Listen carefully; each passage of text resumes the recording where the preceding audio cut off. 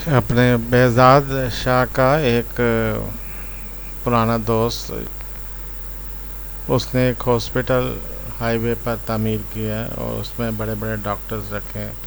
वो बेहज़ाद शाह को इनवाइट करता है इनाग्रेशन के लिए। बेहज़ाद शाह अपने मुलाजिम सिकंदर से कहता है कि इसे 2 करोड़ भेज दो, लेकिन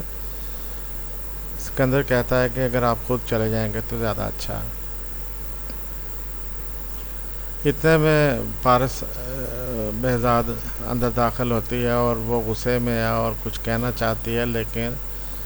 बेहज़ाद शाह उसकी नहीं सुनता और उसे कहता है कि तुम इनाग्रेशन के लिए जा रही हो, इफ्तिताह तूने करना है और खाली हाथ ना जाना, 2 करोड़ साथ ले जाना, चेक ले जाना। तो इस तरह ये सीन सारा तरतीब पाता है और हम देखते हैं कि पारस इनाग्रेशन में पहुंची हुई है और बहुत से लोग दूसरे भी इनवाइटेड हैं और पूरा मंज़र एक अच्छा डेकोरेटेड मंज़र बना हुआ है। और हमें ये फूल किसी जियो के किसी और ड्रामे में भी लगे हुए नज़र आते हैं। बहरहाल ये सारी डायरेक्शंस की गलतियां हैं या सेविंग्स हैं, लेकिन सम टाइम्स इन्हें देखकर एक मुस्कुराहट से आ जाती है चेहरे पे। तो इसी सारी गहमा गहमी के दौरान वहाब दुरानी अप्रोच करता है पारस बेहज़ाद की तरफ, और जब जवार उसे रोकने के लिए आगे बढ़ता है तो उसे पता चलता है कि वहाब दुरानी का गार्ड उसके पीछे पिस्टल लेकर खड़ा और उसे वार्न कर रहा है कि ऐसी कोई हमाकत न करना वरना खून खराबा हो जाएगा यहाँ और बड़ी बदमज़गी पैदा होगी। तो जवार थोड़ा सा इस बात पर खड़ा रहता है और कोई रेजिस्ट नहीं करता, और इतनी देर में वहाब दुरानी कुछ फजूल किस्म की बातें करता है पारस से, और उसके बाद वहाँ इनाग्रेशन के लिए दूसरे लोग आ जाते हैं और वो पारस को कहते हैं कि वो जाकर फीता जो है वो काटे, और इस तरह ये सीन जो है वो ये ख़त्म हो जाता है। बहरहाल कुछ रिमार्क्स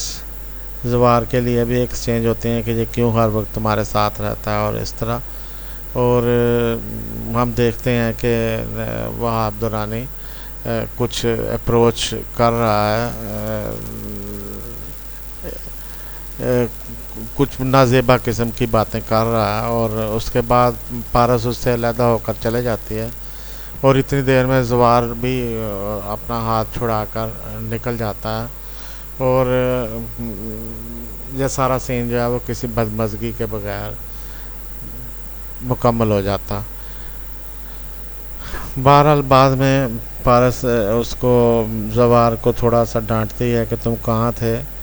वैसे हर वक्त सवार रहते हो सर पर और इस तरह। तो वो खुद ही बाहर चले जाती है हॉल से, और फिर जवार उसको फ़ोन करता है कि कहाँ हो, तो वो जाके इस तरह उसे लेकर वापसी घर रवाना होता। तो ये सीन बेसिकली ड्रामे के थीम के एतबार से इम्पोर्टेंट है, ये कहानी को आगे मूव कर रहा है, और हम देख रहे हैं कि वो जो एक दुश्मनी का एलिमेंट था कहानी में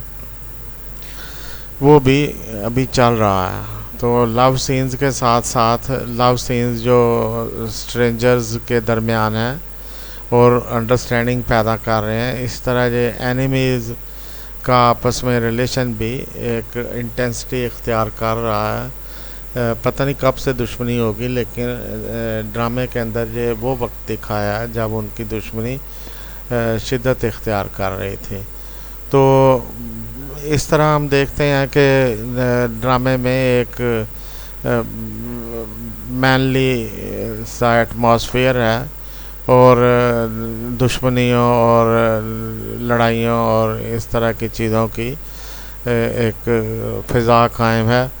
और ज़ाहिर है कुछ लोगों को ये बड़ी अपील करती है, अट्रैक्ट करती है इस तरह की चीज़ें, और उनके अंदर भी कुछ इस तरह के एलिमेंट्स होते हैं जो बेदार हो जाते हैं ये चीज़ें देखकर। तो जो कुछ इंसान में होता है उसको उसी तरह के ड्रामे और करैक्टर्स पसंद आते हैं।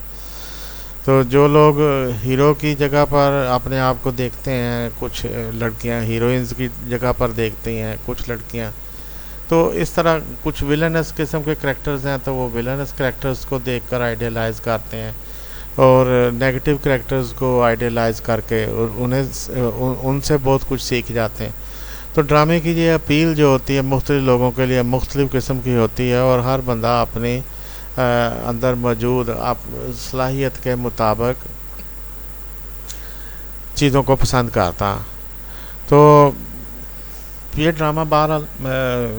दूसरे ड्रामों से मुख्तलिफ है इस एतबार से कि इसमें ये फ़ज़ा कुछ डिफरेंट सी शक्ल में हमारे सामने आती है। एक दुश्मनियों की फ़ज़ा होती है देहाती माहौल में, और एक दुश्मनियों की फ़ज़ा है शहरी माहौल में, और एक दुश्मनियों की फ़ज़ा है कारोबारी सतह पर कारोबारी लोगों के दरमियान। तो ये दुश्मनियों की जो फ़ज़ा है ये शहरी माहौल में है, और इसमें कारोबार भी इन्वॉल्व हैं साथ साथ, और ये चीज़ें भी चल रही हैं, मुखालफतें भी चल रही हैं। तो किसी भी शक्ल में किसी भी सूरत में ये फ़ज़ा आगे बढ़ सकती है, ज़्यादा शिद्दत इख्तियार कर सकती है, इसका हमें अंदाज़ा होता है, लेकिन कोई हम कुछ कह नहीं सकते, आखिरी बात नहीं कह सकते। आप Momina Iqbal as an artist आपने बहुत अच्छा परफॉर्म कर रही हैं, और ऐसा ऐसा ड्रामे में एक फ़ज़ा कायम हो रही है जो पारस बेजाद की वजह से है, एक बेजाद शाह की वजह से है और एक पारस बेजाद की वजह से है।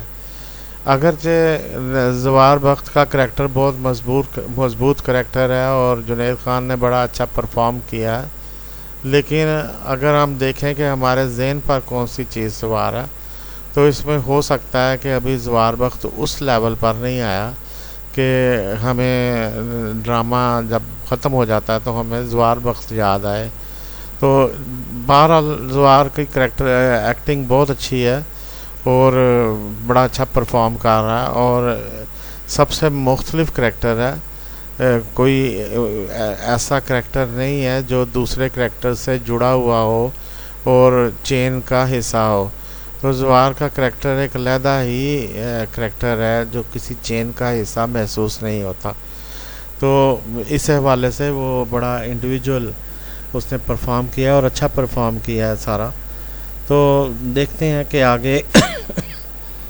अगले सीन्स में कहानी क्या रुख इख्तियार करती है।